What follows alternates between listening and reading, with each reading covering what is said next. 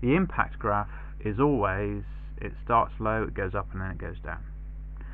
Now, you can either have a change in momentum by having that very large force for a short amount of time, or you can have a change in momentum by having a smaller force for a longer amount of time. That's what we're doing in the previous page. The area under is the change in momentum. If the area under is the change in momentum, the area under is also the impulse. And that kind of makes sense when you think that the quantities are force and time, and we know that force times time is already impulse, so the area underneath is going to be force times time.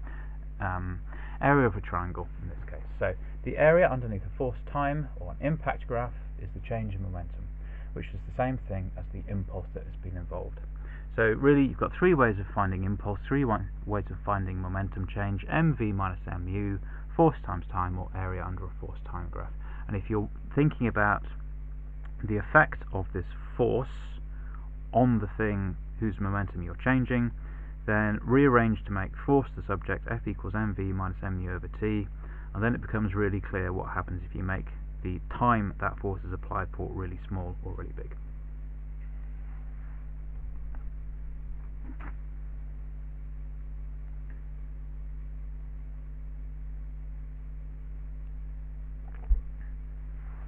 Special relativity.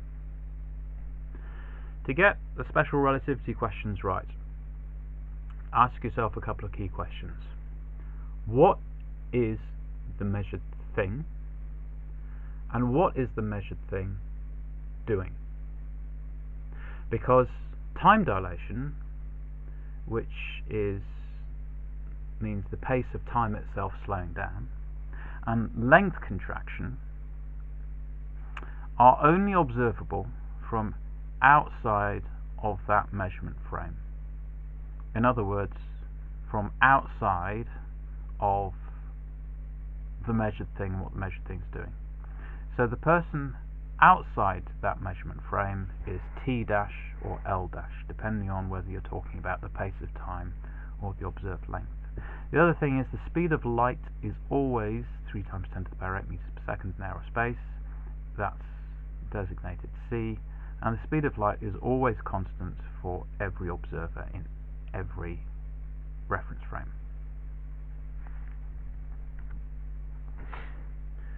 So here are the formulas. Obviously you don't have to remember them, but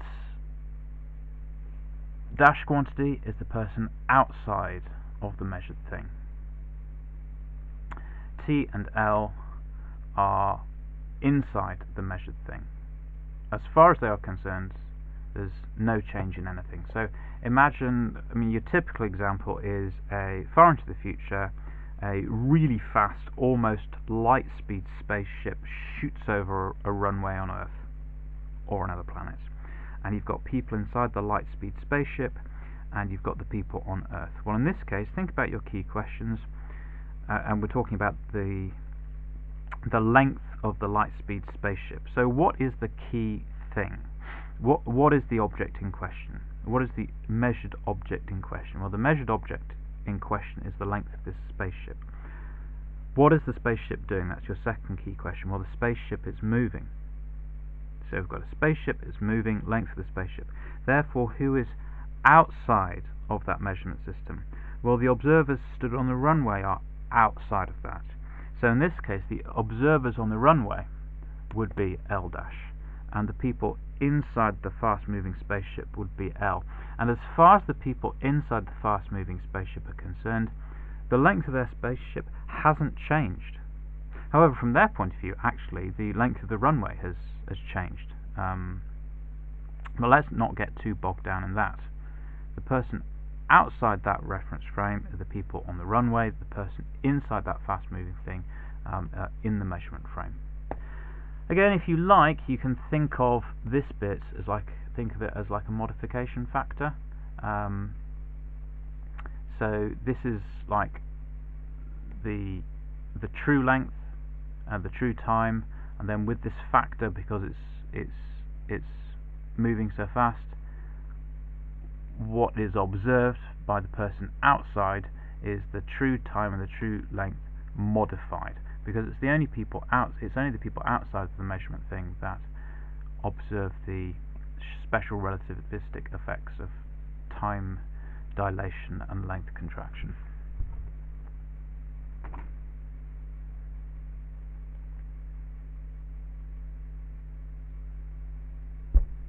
Right, the intensity or the irradiance of light. The SQA used the word irradiance. I think talking about light intensity makes a lot more sense, so I tend to use both words. So imagine you've got a star and it's sending out rays of light, and the star is a sphere and it's sending out rays of light equally in all directions, so it's not that difficult to see that the wavefronts are spreading out in a circular fashion in all directions equally. And I've drawn them as circles on a two-dimensional board, but actually they're spreading out spherically, so these are three-dimensional spheres. And the star is giving out a certain amount of energy per second. It gives out a certain number of joules every second, and it's not difficult to see that farther and farther away the energy, this fixed amount of energy per second, is spread out over a much bigger area. Okay, as you get further away, the surface area of that sphere gets bigger and bigger and bigger. So the farther away you get, the light intensity gets less and less and less intense. Or as the SQA would say, it has a smaller and smaller and smaller irradiance.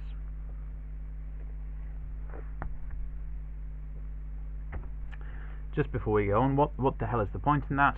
Well, for example, at some distance away from the Sun, and it's sort of at the much beyond the orbit of Jupiter, then the intensity or the irradiance of light from the Sun is no longer strong enough to make solar panels work feasibly, so then you have to think about other forms of electricity generation, such as radioactive thermal generators and whatnot. So the formula for the intensity or the irradiance of light at a certain distance from a light source is the energy arriving per second at that point divided by the area. So intensity of light, or radiance I, is the energy arriving per second from the light source, which is power, so that's measured in watts, divided by the area, which is in meters squared. So radiance is in watts per square meter. Now, the area of a sphere, because remember it's spherical wavefronts, is 4 pi r squared. Now, you've got a star, and as you get further and further and further away, the intensity of light arriving at that position gets less and less and less. So what we can do is we can measure the intensity at various increasing distances d from the light source. And we know as we get further and further and further out from the Sun, or further and further and further out from a torch, that the intensity of light is going to get less and less and less. But does it drop off steadily, or does it do something else? Well, it turns out it does something else. So there's a curve. The intensity of light drops off quite rapidly at the start, and then it kind of slows down, slows down, slows down. This is not a straight line, it's a curve, and this kind of curve is known as an inverse square, meaning if you got a starting point there, if you go 2 times further away from the star, then the intensity is a quarter of what it was to begin with. I know it doesn't look like on my hastily drawn sketch, but if you go twice the distance, it's gone down to a quarter of what it was. 3 times the distance, a ninth of what it was. 4 times the distance, a 16th of what it was. An inverse square law. And the formula which describes the shape of this curve is I equals k over d squared.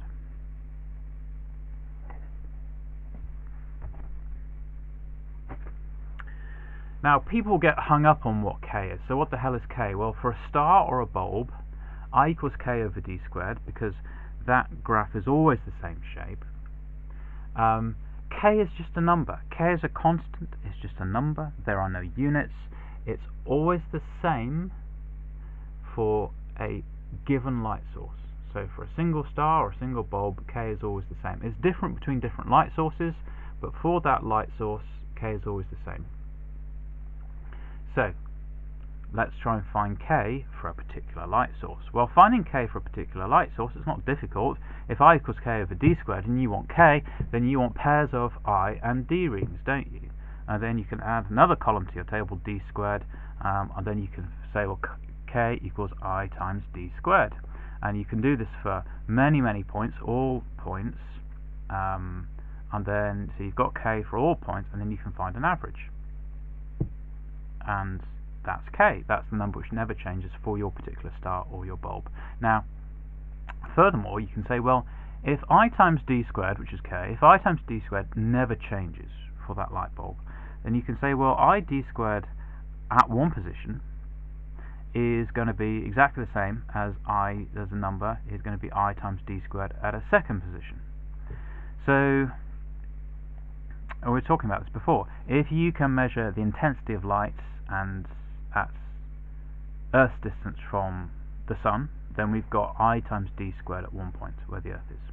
And if we know Pluto's distance away from the Sun, know d, then we can work out what the intensity of light will be at Pluto. We can say, is that intensity going to be enough for solar panels to work? And we find that it's not.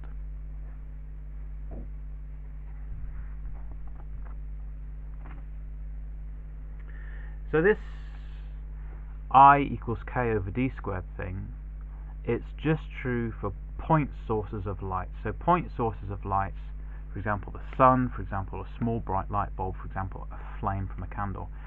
These are sources of light where the light comes out equally, the light rays come out equally in all directions. So a star truly is a point source. A small bright bulb, I suppose, is not truly a point source, because obviously there's no rays of light coming out from the connector at the bottom. Similarly, there's no rays of light coming out from the candle body itself, but it's pretty much a point source. Apart from where you screw the light bulb in, the rays radiate outwards equally in all directions.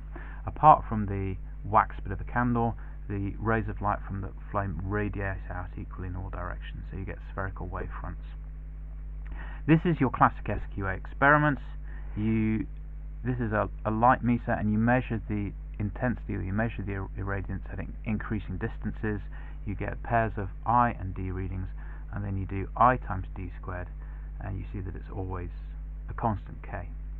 How could you improve it? Well, you've probably already got a dark room, but then you can have sort of dark drapes covering everything, and this means that the only light which the light meter is picking up is light from your point source.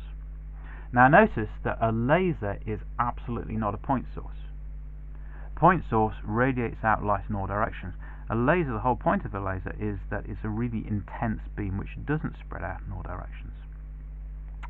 So the area of the beam doesn't change. So you can still use the formula irradiance, or intensity, is power divided by area with laser light, and you'll find that the intensity is super high, because the area, the whole thing about a laser is that all this energy is concentrated in a really narrow beam, so the cross-sectional area of the really narrow beam is really small, and so the irradiance, the intensity of laser light, is really big, and that's why lasers are dangerous. So you can use that formula, I equals P over A, for any light source, but you can only use that formula for point sources.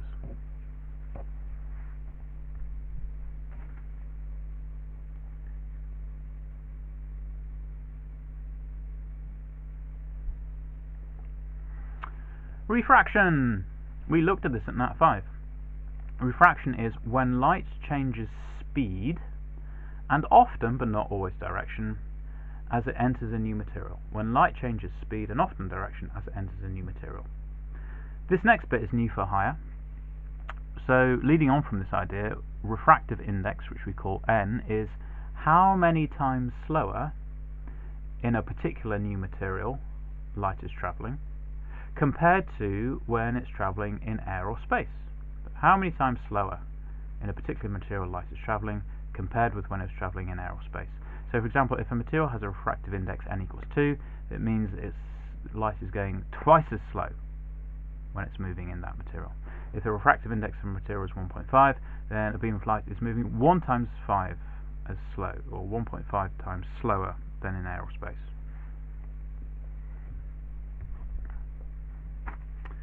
This leads us to not a very difficult formula. The refractive index is v1 over v2, where v1 is the speed of light in air or space. So if the refractive index is 2, then this number is going to be big, 3 times 10 to the power 8, and this is going to be